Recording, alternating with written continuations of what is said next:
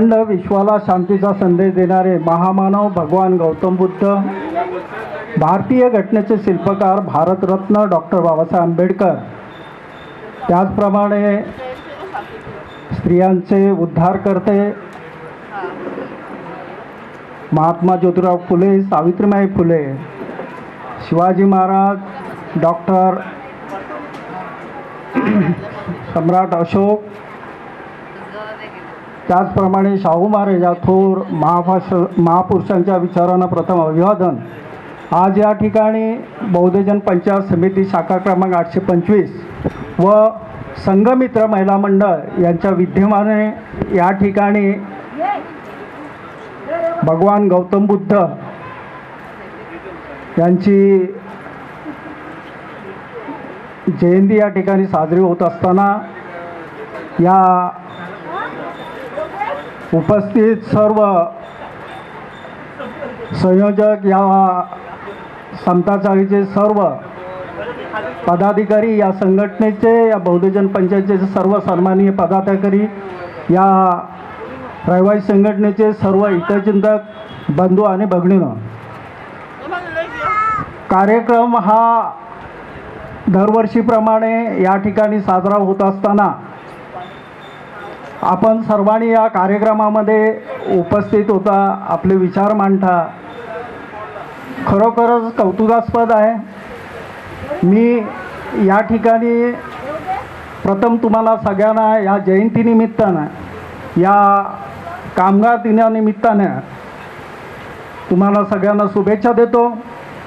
आणि या ठिकाणी आमचे सन्माननीय गुरुजी यांनी पूर्ण आपल्या प्रवचनामध्ये सर्व माहिती दिलेली आहे, एकदम संपूर्ण, आणि सगळ्या घटकांना आणि सगळ्या क्रांती आणि प्रतिक्रांती या सगळं संवेदनांना त्यांनी स्पर्श केलेला आहे.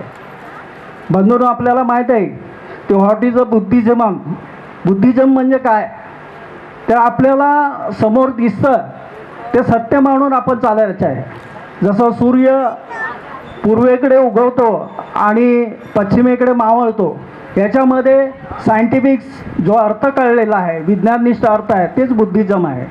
म्हणजे एखाद्या गोष्टीची आपण बुद्धीच्या निकषावरती आपण पारगत करून तिची चिकित्सा करून आपण जे अंतर्मनाने ठरवतो त्याला बुद्धिझम म्हणतात. या बुद्धिझमचा अर्थ आहे की बुद्धीला जे पटतं त्याच गोष्टीला आपण स्पर्श करायचा आहे, जे अयोग्य आहे त्याच्या अन्यायाविरुद्ध आवाज उठायचा, याला बुद्धिझम म्हणतात. म्हणजे बुद्धीला जे पटतं ते आपल्याला या ठिकाणी करायचं असतं. मग या ठिकाणी बुद्धांना, बाबासाहेबांनी बुद्धाजींकडे आपल्याला का आणले, तर या गोष्टीचा आपल्याला या गोष्टीची कल्पना असली पाहिजे. समता, स्वातंत्र्य, बंधुता आणि न्याय. बाबासाहेबांनी आपल्या धम्माकडे वळवताना या गोष्टीला स्पर्श करून घटनात्मक अर्थानं या अनुषंगाने घटनेमध्ये तरतूद केलेली आहे. पण या गोष्टी पर्यायाने आपल्याकडून होत नाही. सोम्या म्हणतो, गोम्या म्हणतो, ते गोम्याच्या वाटेनं सोम्या चालतो. बुद्धीला आपण स्पर्श करणारी बुद्धिजीवी, बुद्धिष्ठ लोक आहोत, याचा प्रत्येकाने स्पष्ट केलं पाहिजे. जो प्रोटोकॉल आहे त्या प्रोटोकॉलच्या ठरावानुसार आपण चालतो का, नाही चालत. ही जी सामाजिक परिस्थिती आता गुरुजींनी सांगितली, अजूनही आपण या ठिकाणी जागृत असलं पाहिजे. जागृत अजून आपली लढाई संपलेली नाही. या ठिकाणी प्रवेशनामध्ये त्याने अतिशय स्पर्श अशा घटकांचा आपल्याला सर्वांना कल्पना दिली आहे. परंतु बंधूंनो, तेवढा काळ आणि हा वेळ आपल्या सोसून पूर्वीसारखाच आपल्याला जागृत राहावं लागेल. या ठिकाणी मी जास्त वेळ नाही घेताना, कदाचित या संयोजकांनी जो कार्यक्रम आखलेला आहे तो एकदम आपल्या बुद्धिजीवीप्रमाणे बुद्धासारखं वागलं पाहिजे आणि बुद्धिजीवी माणसासारखं बुद्धाचं वळण असलं पाहिजे. याच गोष्टीला स्पर्श करून या ठिकाणी मी इथे सांगतो. जय भीम, नमो बुद्धाय.